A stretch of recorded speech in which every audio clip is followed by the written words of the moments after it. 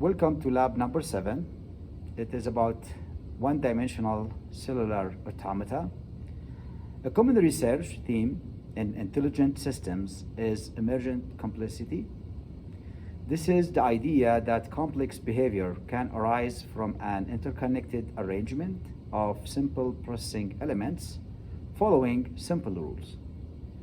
As a test bench for this idea, Stephen Wolfram explored emergent complexity in one-dimensional cellular automata, we will call it 1DCA network. It is an array of processing elements, each of which has one of two states, either alive or dead.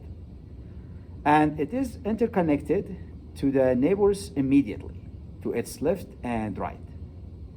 The next state of each processing element depends on its current state and the current state of the neighbors to its immediate left and right. Lab TA, Nolan EENG, will help us explore the evolution of 1DCA using one step we have implemented here in the lab. Thank you, Professor Sager. Using our digital logic boards, we're going to implement a version of 1DCA that will allow us to explore various different rules. Great, so let's do it.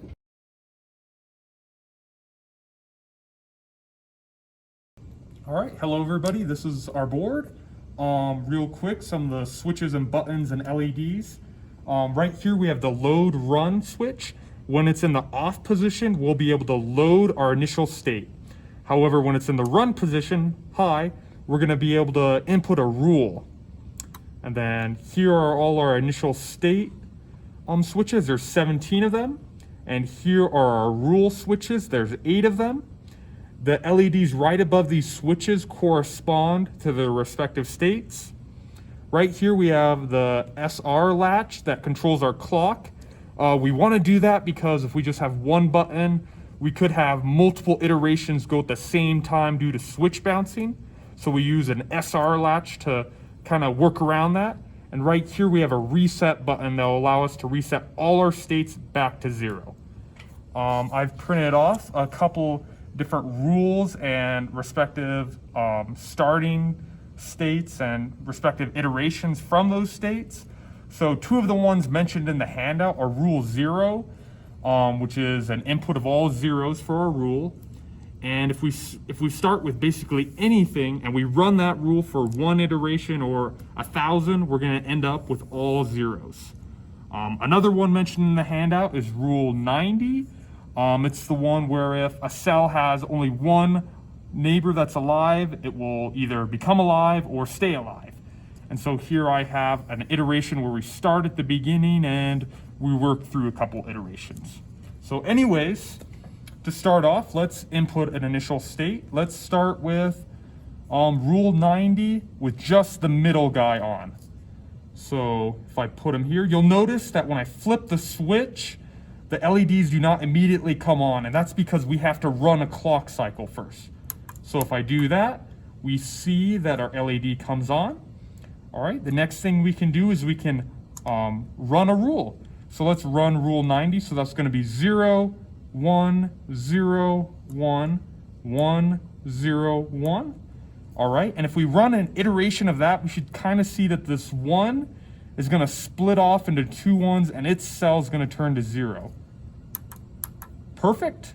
If we run it again, we'll see we'll kind of like work down a pyramid. Awesome. And if we continue to go, we'll match all the iterations on this sheet. And if I hit the reset button, everything goes back to 0. Another rule I really like to try is rule 254.